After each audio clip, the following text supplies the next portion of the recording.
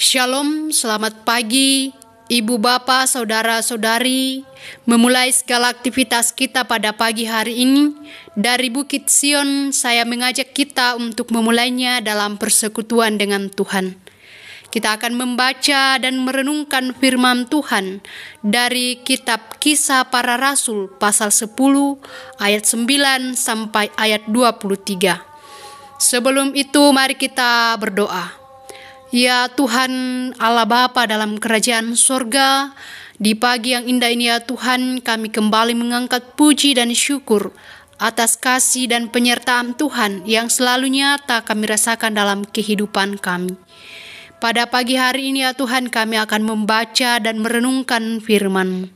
Berkati kami, kuasai kami dengan kuasa Roh Kudus-Mu, agar kami dapat mengerti dan memahami firman-Mu ini dengan baik dan dapat kami lakukan dalam setiap langkah kehidupan kami. Ya Tuhan Allah Bapa dalam kerajaan sorga, ampuni segala dosa dan kesalahan kami.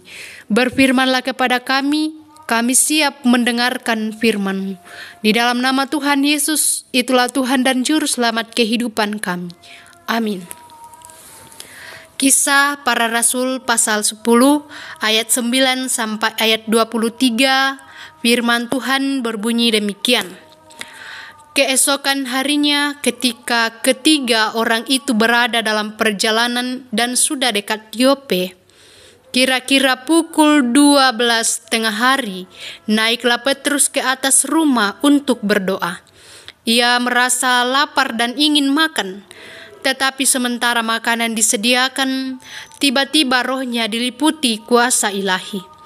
Tampak olehnya langit terbuka dan turunlah suatu benda berbentuk kain lebar yang bergantung pada keempat sudutnya yang diturunkan ke tanah. Di dalamnya terdapat pelbagai jenis binatang berkaki empat, binatang menjalar dan burung. Kedengaranlah olehnya suatu suara yang berkata, "Bangunlah hai Petrus, sembelilah dan makanlah." Tetapi Petrus menjawab, "Tidak Tuhan, tidak. Sebab aku belum pernah makan sesuatu yang haram dan yang tidak tahir." Kedengaranlah pula untuk kedua kalinya suara yang berkata kepadanya, "Apa yang dinyatakan halal oleh Allah, tidak boleh engkau nyatakan haram." Hal ini terjadi sampai 3 kali, dan segera sesudah itu terangkatlah benda itu ke langit. Petrus bertanya-tanya di dalam hatinya, apa kiranya arti penglihatan yang telah dilihatnya itu? Sementara itu ia telah sampai di muka pintu orang-orang yang disuruh oleh Kornelius dan yang berusaha mengetahui di mana rumah Petrus. Mereka memanggil seorang dan bertanya, "Apakah Simon yang disebut Petrus ada menumpang di rumah itu?" Dan ketika Petrus sedang berpikir tentang penglihatan itu, berkatalah roh, "Ada 3 orang mencari engkau. Bangunlah, turunlah ke bawah dan berangkatlah bersama-sama dengan mereka. Jangan bimbang, sebab aku yang menyuruh mereka kemari." Lalu turunlah Petrus ke bawah dan berkata kepada orang-orang itu, "Akulah yang kamu cari. Apakah maksud kedatangan kamu?" Jawab mereka, "Kornelius, seorang perwira yang tulus hati dan takut akan Allah, dan yang terkenal baik di antara seluruh bangsa Yahudi, telah menerima pernyataan Allah dengan perantara seorang malaikat kudus, supaya ia mengundang engkau ke rumahnya dan mendengar apa yang engkau katakan." Ia mempersilahkan mereka untuk bermalam di situ. Keesokan harinya, ia bangun dan berangkat bersama-sama dengan mereka, dan beberapa saudara dari Yope menyertai dia. Demikianlah firman Tuhan. Yang dikatakan berbahagia adalah setiap kita yang mendengar dan melakukan firman Tuhan. Amin. Dari pembacaan kita pada pagi hari ini, saya berikan suatu tema, yaitu Allah mengasihi semua bangsa. Allah mengasihi semua bangsa. Berbicara tentang kasih Allah tidak dibatasi oleh apapun. Ibu bapak saudara-saudari, kisah para rasul 10 ini menceritakan tentang kisah Kornelius dan Petrus. Malaikat Tuhan menyatakan diri kepada Kornelius untuk mengundang Petrus datang ke rumahnya. Malaikat Tuhan juga menampakkan diri kepada Petrus dan memberikan beberapa penglihatan, yaitu di dalamnya ada hewan untuk disembelih dan dimakan oleh Petrus. Namun Petrus menolak memakan binatang tersebut karena bagi Petrus itu adalah makanan yang haram. Tetapi Petrus mendengar suara bahwa apa yang dinyatakan halal oleh Allah tidak boleh engkau nyatakan haram. Ibu bapak saudara-saudari, melalui penglihatan Petrus tersebut, Allah ingin mengatakan bahwa keselamatan yang dari Tuhan itu berlaku untuk seluruh bangsa dan bukan hanya kepada bangsa Yahudi atau orang-orang tertentu saja.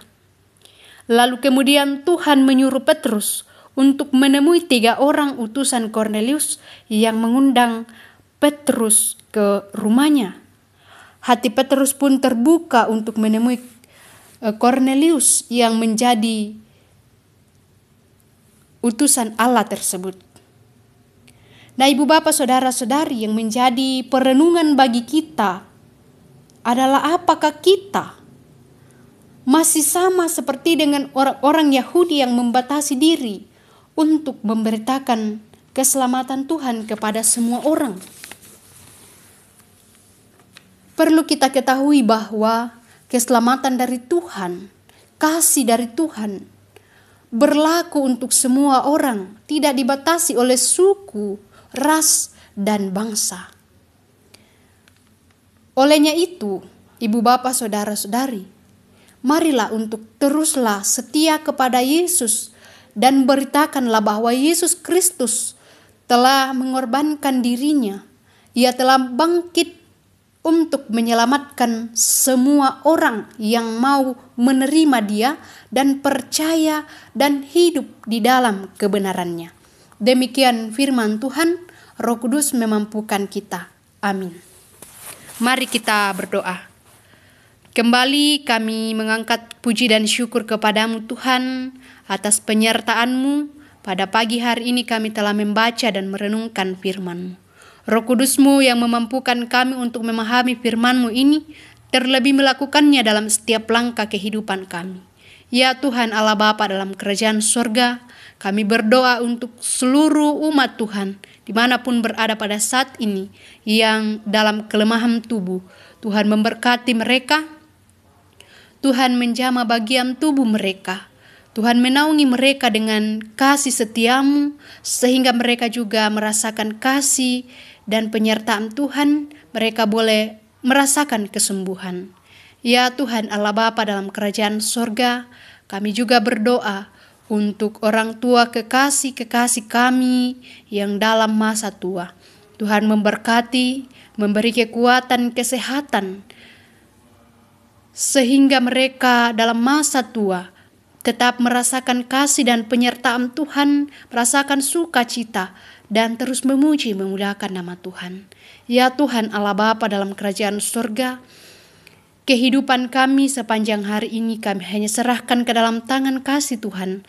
Berkati kami dalam kehidupan kami, dalam keluarga kami, dalam pekerjaan kami, bahkan dalam setiap langkah kehidupan kami. Biarlah apa yang kami lakukan boleh berkenan kepada Tuhan dan kami selalu dalam lindungan Tuhan. Ampuni dosa kami Tuhan, terima kami yang datang kepadamu. Di dalam nama Tuhan Yesus, itulah Tuhan dan Juru Selamat kehidupan kami.